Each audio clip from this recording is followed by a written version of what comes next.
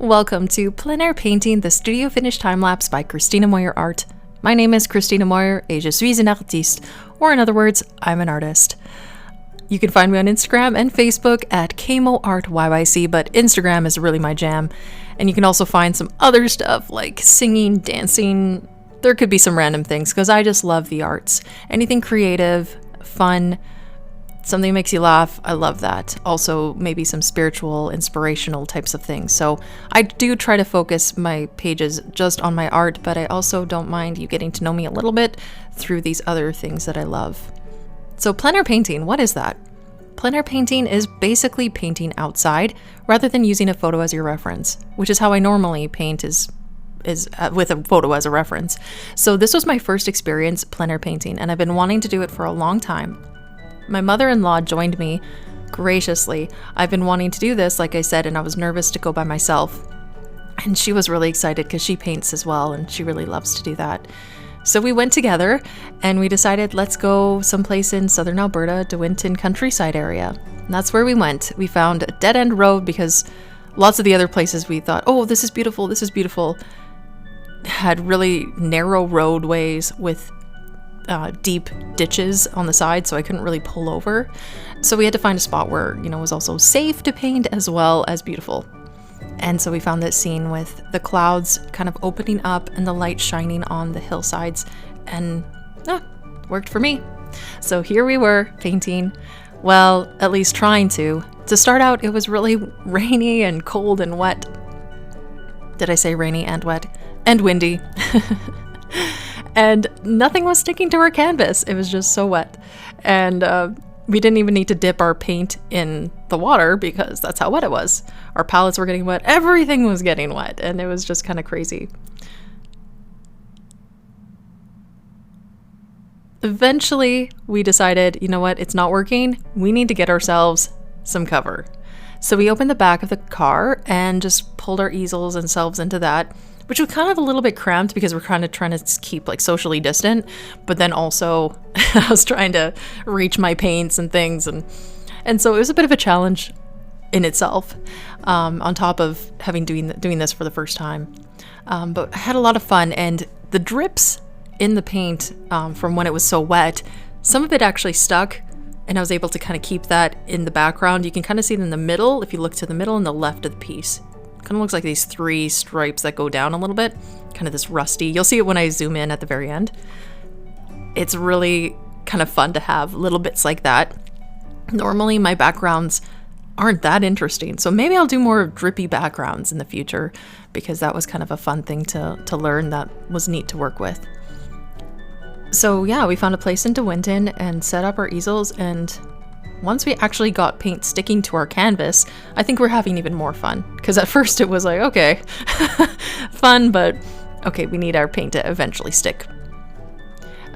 We couldn't finish outside because it was just cold and we were kind of stiffening up, so decided to finish in the studio, which is kind of nice because it's allowed me to create this video for you. Maybe if it wasn't raining, I could have set up something actually outside, but for now I'm just going to be doing this, kind of painting it outside, and then if I need to do some finishing touches, bringing it home and working on it like that.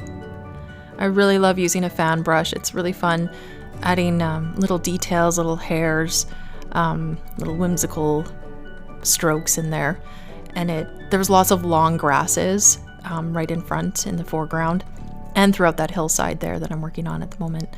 And so I'm trying to get the movement of the wind and all these grasses and little obstacles that come into the way of each little blade of grass or bundle. And it was really fun adding in that purpley tone because it kind of gave me this whole color scheme that reminded me of Arizona. I went there for the first time early this year before we're all on lockdown, and I was amazed by the color scheme there.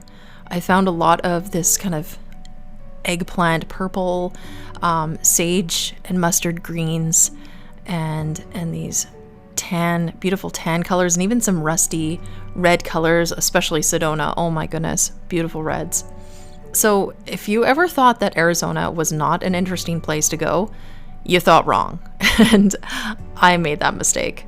Now here I'm adding little highlights that actually I'm going to end up taking off a little bit because they ended up being a little too strong, to me, a little cheesy looking. So I end up taking them down a bit, but using some red, which kind of even makes it more Arizona to me. So it was really cool to kind of bring some Arizona to my Alberta landscape. Who'd have thought, right? Just adding in some details. For this piece, I really only used 3 brushes. One was a large flat brush that you don't see me use in this video because I just used the one, actually 2 brushes, that one and the fan brush while I was on the site. And then here I'm just adding little details using a small flat square brush and just adding in the posts were kind of this decaying white and brown colors in there. Yeah, and you'll see me in a moment. I think I start taking away those colors. Let's see if that happens pretty soon. Are you gonna be doing it? Yeah, there we go. And you can see I'm adding kind of this rusty pinky color. I think it adds a nice bit of depth to the piece that there wasn't before. That little slightly warm, but like a cool tone almost. And then you still gotta have a little highlight, but it was overpowering before. So just using the little square brush at the moment, but I also love the fan brush. And then I didn't use actually a round tip brush. I usually use a tapered round brush for a lot of my pieces as well. This piece I didn't use that. I think part of it was I was just trying to get paint on my canvas at first, and so, you know, that was kind of working. Everything was working against me, and I was just like, okay, let's just try and block out the image and get it ready to paint somewhere else after. The funny thing too is I noticed cows in the other paddock that a couple of them were staring at us. And then eventually as time went on, I think we were out there maybe an hour and a half or so. As time went on, the cows were getting closer and closer, like slowly, so you didn't really notice it too much. But near the end, I'm like, oh, look at where the cows are. You can notice I'm using my pinky to kind of stabilize my markings, but careful not to put your pinky in a wet spot to give you stabilized. Otherwise, you're just kind of ruining your piece rather than helping it. Yeah, there's that pinky again. It's like how people do makeup, right? Be doing that. And then I'll use a clean brush to kind of fix up any lines that I need to, like a kind of slightly wet brush to kind of make a line thinner or erase. As long as it's still wet, you can kind of erase it. And here goes on the signature. Yay! K-Mo. That's where I'll sign. K-M and then little O. And thank you so much for watching this video. There's my palette.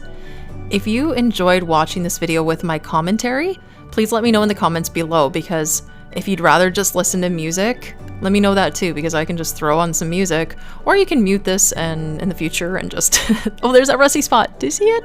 Yay! Yeah, and or if you're interested in this piece, let me know. Send me a DM and I'll let you know how much it costs and how I can get it to you. Thank you so much for watching. I hope you enjoyed. Take care now.